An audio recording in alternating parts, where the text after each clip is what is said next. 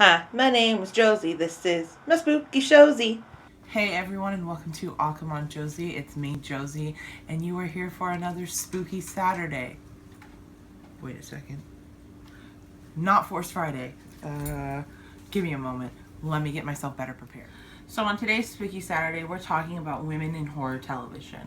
From Michonne and Carol in The Walking Dead to Laura Palmer back on Twin Peaks. There's so many crazy, awesome women in television.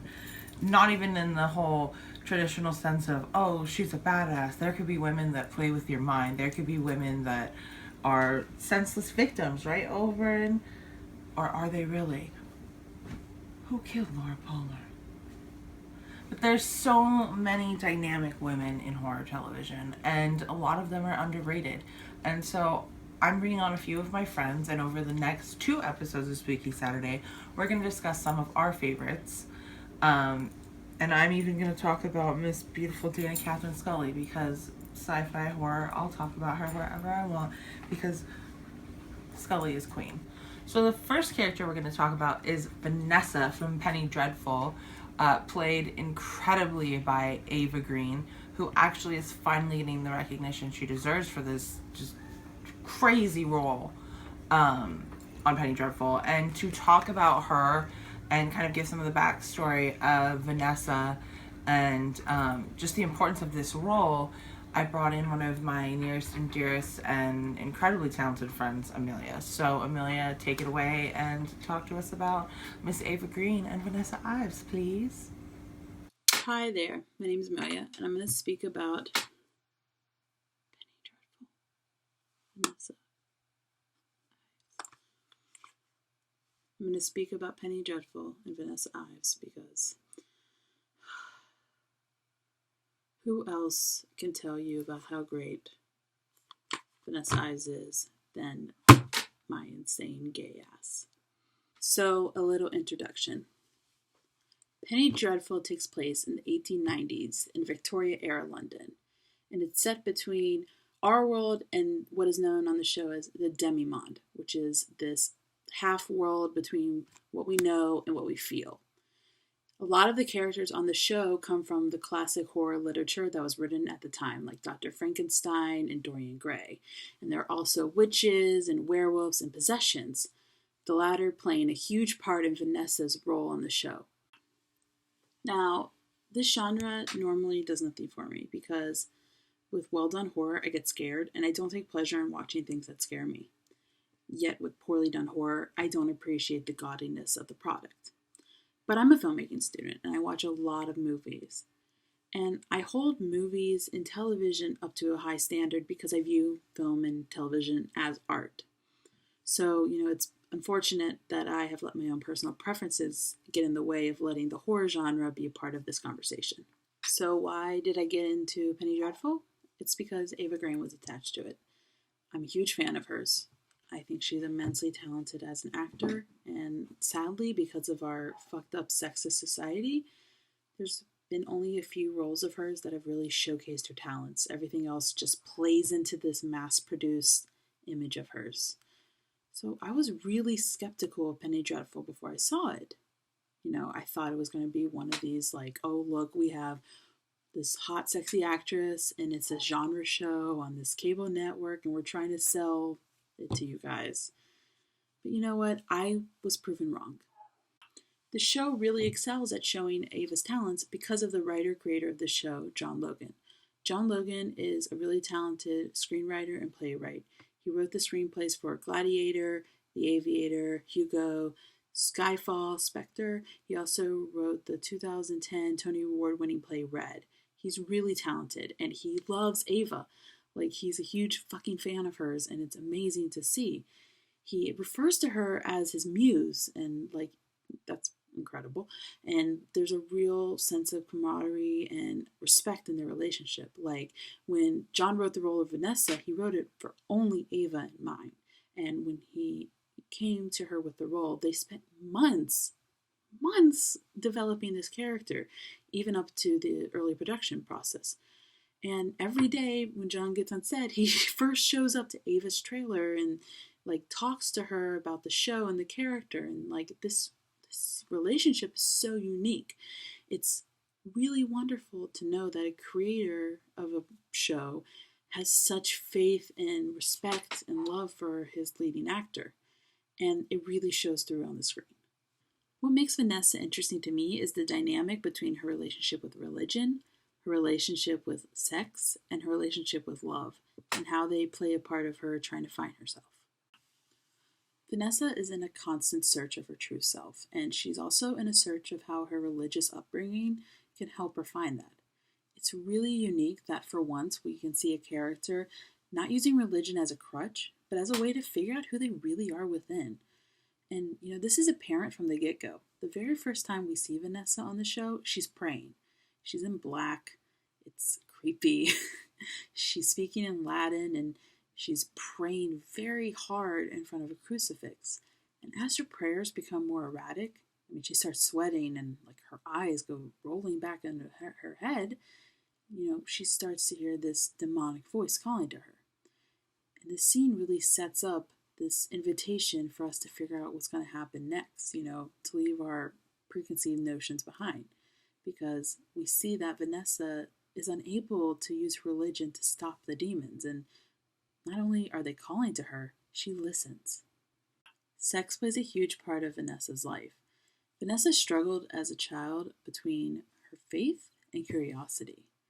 As a young girl growing up in the Victoria era, her first experience with sex really fucks her up because she views it as something completely sinful and completely impure, yet she's really drawn to it.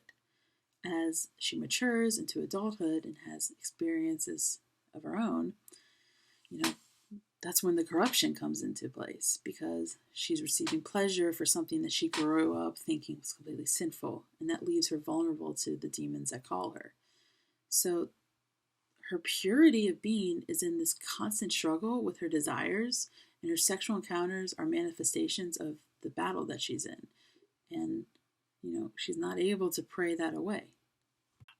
When it comes to love, the real love of Vanessa's life is her best friend Mina, who in the first season is missing because of the darkness.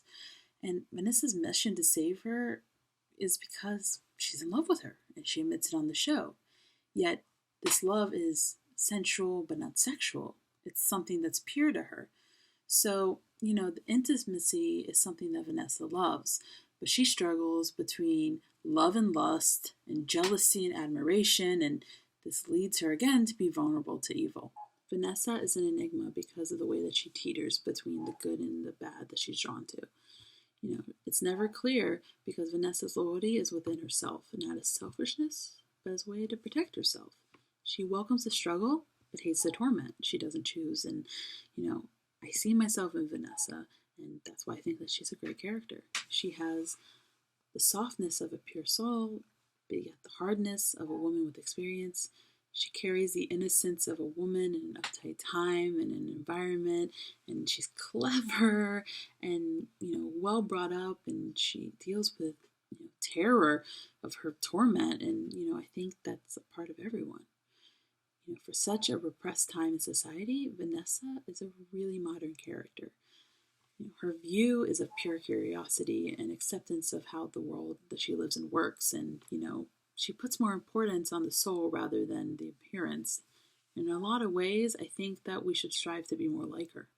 So, thank you, John Logan, for creating a really wonderful character, and thank you, Ava Grain, for bringing her to life. And thank you, Josie, for letting me speak a little bit about her. Again, Penny Dreadful, I think, is a really well-written show. I think that Vanessa Ives is a fantastic character, and I think you should give it a shot. Thank you. Goddamn, Amelia. You's a queen.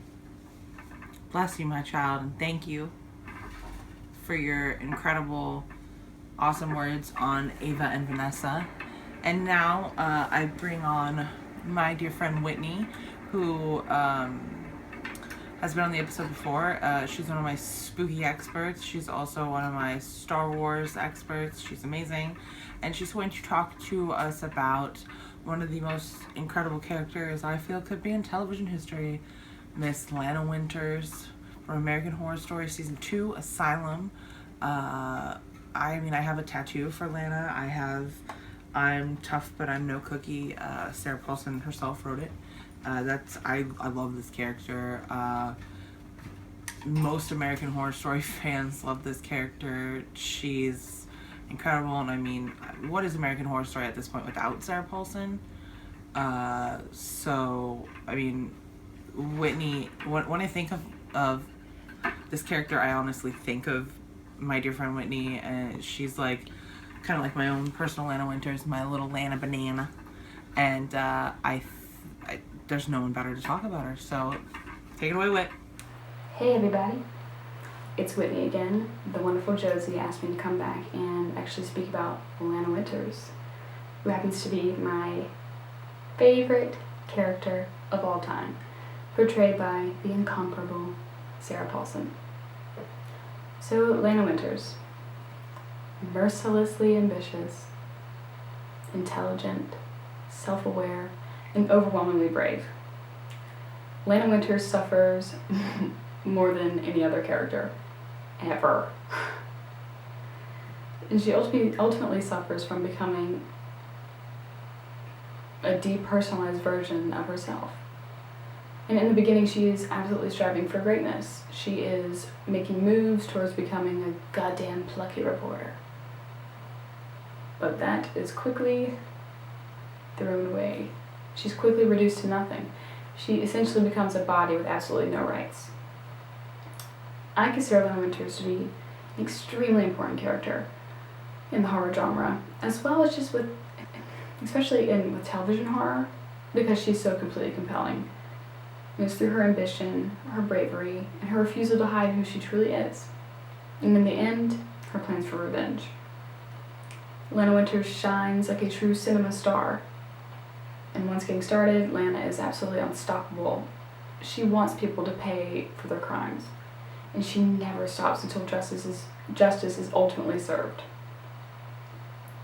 And with the horror genre, especially with television horror, it requires audiences to identify on some level with at least one character. And usually it's the heroine of the film that people identify with, especially in slashers. And the heroine is most likely going to be a female. And with Lana's story, it follows what many classic horror films did. The mass killer, the act of revenge. It's very reminiscent, for me at least, to The Silence of the Lambs and the Texas Chainsaw Massacre. It's that battle between pure good and pure evil.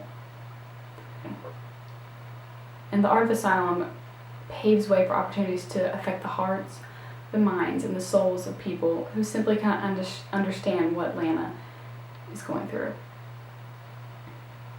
But Lana's character is a rare case where I think we should actually be thrilled to be playing a victim, to identify with that victim character, because of her ambition, because of the way she prevails, and how she ultimately gets revenge that was so needed. Horror can be brought to life in no matter the size of the screen, and Sarah Paulson was absolutely able to create such a compelling character that reaches into the hearts of every single viewer, and it was like, I cannot believe that somebody is going through this, and I'm rooting for you. I'm so rooting for you, and I also identify with you. It's an extremely rare case, and she is just an extraordinary character. Sarah Paulson is an extraordinary actress. Absolutely. And Lana Winters' final on-screen moments are deeply satisfying, which is a rarity in the case of most horror movie endings. Lana Winters doesn't give up on her story. She is driven. She's resilient. She is, in the end, successful, and she follows through on her every plan to shut down Briarcliff, to get so many forms of revenge that I will not go into because wow. And Lana never ever willingly falls prey to any scenarios which is really common in the traditional horror genre. Despite deeply devastating circumstances, Lana Winters comes out on top and remains her ambitious, absolute resilient self till the very end. So, I think Lena Winters is a seriously significant character, and that is an understatement. Lena Winters is my favorite character ever, out of anything, always. And I really think she will remain my favorite character for always because of her strength, because of her ambition, and because of her refusal to never, ever give up. That girl protects her dreams more than anybody. And I think she's somebody that we all have a bit of Lana Winters in us. I think we all have a bit of that bravery that we need to tap into. And she just makes you think about that. And I just think she's incredible. And I think you're incredible, Josie. Thank you again for asking me to do this. I love you. You're out of your depth, Miss Lana Banana. Oh, man. Like, honestly, we could probably talk about Lana forever. We could talk about Ladies of Horror forever. But this episode, sadly, is coming to an end. Stay tuned. We have a Weedy Wednesday coming up. We have another special edition Force Friday coming up. And we have more Mental Health Mondays coming up. And, of course, part 2 of this incredible Spooky Saturday on women in horror television. See you later, guys. And as always, remember to do what now? Like and subscribe.